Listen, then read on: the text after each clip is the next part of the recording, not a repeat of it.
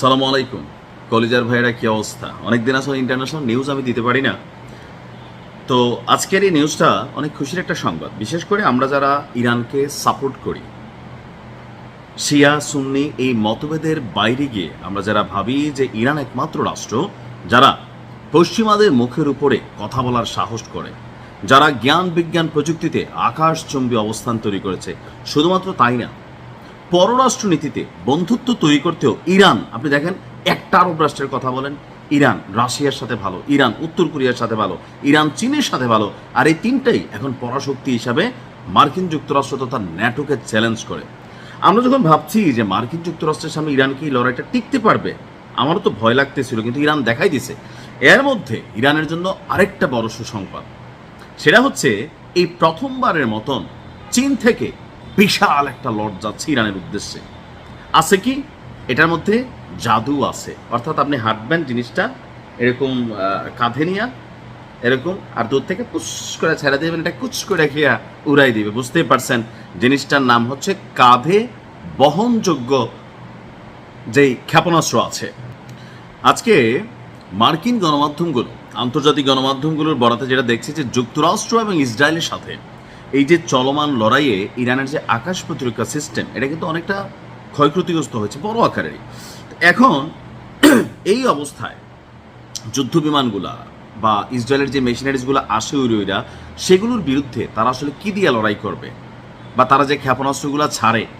তো এখন ইরান করতেছে কি, আপনার ম্যান প্যাডস, অর্থাৎ বিমান প্রতিরক্ষা ক্ষেপণাস্ত্র, যেটা চীনের তৈরি কাঁধে বহনযোগ্য বিমান প্রতিরক্ষা ক্ষেপণাস্ত্র, অর্থাৎ যুদ্ধ বিমানকে এটা দিয়ে আপনি উড়াই দিতে পারবেন, এমন বিশাল একটা চালান আপনার ইরানের হাতে পৌঁছে দিচ্ছে। এমনকি রয়টার্স বলছে যে আগামী কয়েক সপ্তাহের মধ্যেই আপনার জিনিসটা টোটালি ইরানের হাতে পৌঁছে যাবে।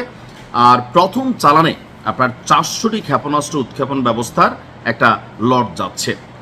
6 থেকে 7 কোটি মার্কিন ডলার মূল্যের এই চুক্তির আওতায় 300 থেকে 400টি আপনার ম্যান পোর্টেবল, অর্থাৎ কাঁধে বহনযোগ্য এয়ার ডিফেন্স সিস্টেম কেনা হচ্ছে। এর মধ্যে চীনের তৈরি যেই জিনিসগুলো তারা নিচ্ছে, এর মধ্যে একটা হচ্ছে QW-12 এবং FN-16 ক্ষেপণাস্ত্র। এই দুইটার একটা বিশেষত্ব আছে, এগুলা আপনার শত্রুপক্ষের বিমানকে অথবা ক্ষেপণাস্ত্রকে আইডেন্টিফাই করে এটার পিছনে পিছনে ছড়তে থাকে। অর্থাৎ ধরেন এখন যারা ক্ষেপণাস্ত্র ছাড়ে তারাও কিন্তু প্রতিরক্ষা সিস্টেমকে যেন ফাঁকি দিতে পারে, ওইরকম করে থাকে। আমরা ছোটবেলা ওই খেলতাম না, কি বলে আমার খেয়াল নাই খেলাটার নাম, মানে এরকম ঘর ঘর করা একটা খেলা ছিল, যে আমরা একজন একজনকে দাঁড়িয়া বান্ধি না, দাঁড়িয়া বান্দা জবি হ্যাঁ, তো ওই খেলার মতনই অনেকটা। তো ক্ষেপণাস্ত্র যারা ছাড়ে তারা জানে যে এখানে এটা বাধাগ্রস্ত হবে, সো তারা এরকম চিং চাং করে মারে। ইরান দেখেন না মারে, তো আবার যখন তারা মারবে তখন যারা ক্ষেপণাস্ত্র প্রতিহত করে তারা করে কি, এটারে আটকানোর সর্বোচ্চ চেষ্টা করে। এখন চীনারা যেটা বানাইছে, এই দুইটা মেশিনের একটা বৈশিষ্ট্য হচ্ছে স্বয়ংক্রিয়ভাবে ক্ষেপণাস্ত্রকে যদি প্রথমবার এটা টার্গেট মিস করে, দ্বিতীয়বার এটা নিজে আবার এটার পিছনে দৌড়াবে, অর্থাৎ ততক্ষণ ছাড়বে না। একটা গান আছে না, মেরা সাত কাপ তাক দোঙ্গে তুম, হ্যাঁ কি জাব তাক তু না হার বলা যাবি, যাই হোক ওইরকম একটা গান আছে, ওই রকম আর কি, অর্থাৎ পিছন ছাড়বে না।